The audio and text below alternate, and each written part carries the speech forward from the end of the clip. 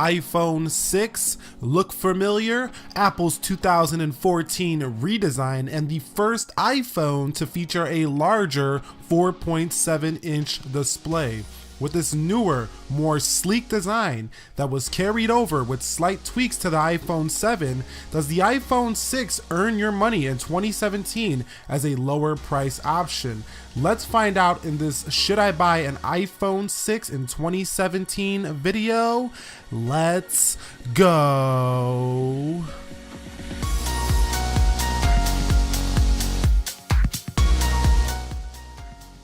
So let's begin with the key specs of the iPhone 6. 4.7-inch Retina display that's 1334 by 750 or 326 pixels per inch, an 8 megapixel 1080p camera, 1 gigabyte of RAM with an Apple A8 CPU, and an 1810 milliamp hour battery. So how does that all translate to the real world? Well, the iPhone 6 in 2017 performs pretty well.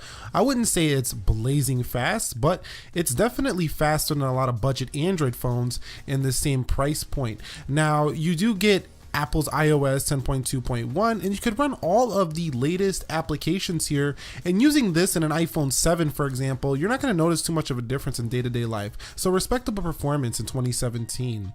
Now, that display is a Retina display, 326 pixels per inch, and it's plenty sharp, and actually it's a little bit cooler temperature than the 7, but it's actually the same exact resolution, the same sharpness, and you're not going to notice hardly any difference. So the display is still a win here in 2017.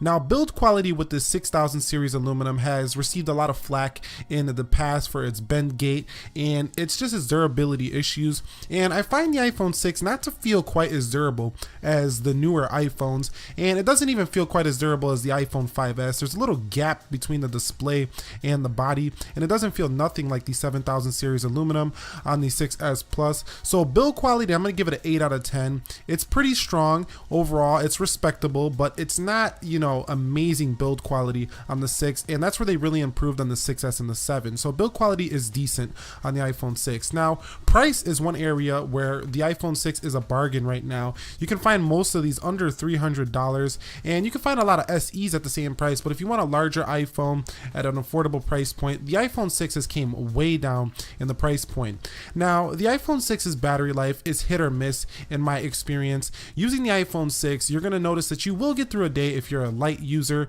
If you're a heavy user, you're probably gonna have to put this on charge by about 6 or 7 o'clock p.m. in the daytime, or you could say the evening time. But overall, battery life is okay.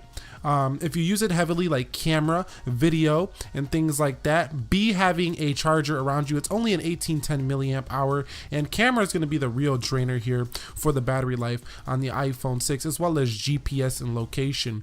But speaking of that camera is pretty strong still here in 2017. It's an 8 megapixel. Yes, it's not competing with all the latest Androids and the latest iPhones, but you can still create some great content here with the iPhone 6, and I don't think anybody would be bashing you because you have an 8 megapixel camera.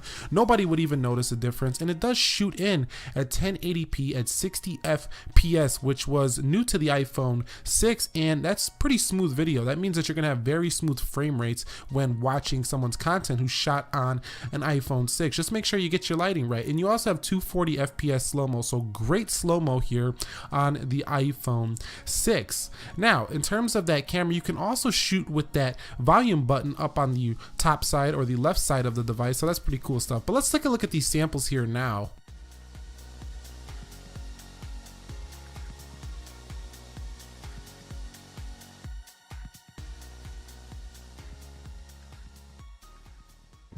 So here is a video sample of the iPhone 6 video recording on the rear. This is coming directly from the iPhone 6's audio source as well as the camera.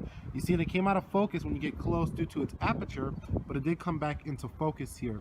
So you guys go ahead and judge what you think of the camera quality of the iPhone 6 here based on this sample. So in terms of portability and pocketability, this is where the iPhone 6 shines pretty well. It's not a tiny phone, but it's not a huge phone like the iPhone 6s Plus or the Plus variants of iPhone. You can see it'll slip right into most people's pockets, whereas if you bought the Plus model of this device, it will not slip in very easily and will take up a big chunk of space. So portability is pretty strong here on the iPhone 6. Not better than the SE, but it's pretty strong. Now, in terms of that fingerprint scanner, this is a first generation Touch ID scanner and it's pretty respectably quick. I wouldn't say it's blazing fast, but it works every time and it's one of the better fingerprint scanners in the industry. Now, you're always going to get software updates on the iPhone 6 for at least the next couple of years. I would say at least 2 to 3 more years on the software updates, and we will be covering all those updates on the channel. So if you're getting an iPhone 6, subscribe to the channel so you can stay updated on your iPhone 6. So should I buy an iPhone 6 in 2017? This is a question I asked myself, and you might be asking yourself this as well. Well, with the modern design here on the iPhone 6 here, it's respectable performance here in 2017 that allows you to run all of the latest applications pretty much on your iPhone 6, and it performs pretty well. Decent multitasking, you can get things done here, and also a camera that can create some solid content here in 2017. And if you know what you're doing with this camera, most people will not be able to tell you're using an iPhone 7 or an iPhone 6. Guaranteed updates for at least a couple more years. The iPhone 6 is a recommend if you are on a budget and you do not want the smaller iPhone SE. So that's pretty much my assessment. If you don't want the SE, you want a bigger iPhone on a budget, get the iPhone 6. You will not be disappointed. Now, that pretty much wraps this video up. If you enjoyed it, click the like button for me. Subscribe to the channel for more technology videos like this. This was Nick here helping to master your technology. I will catch you all in the next one. Be sure to be well and peace.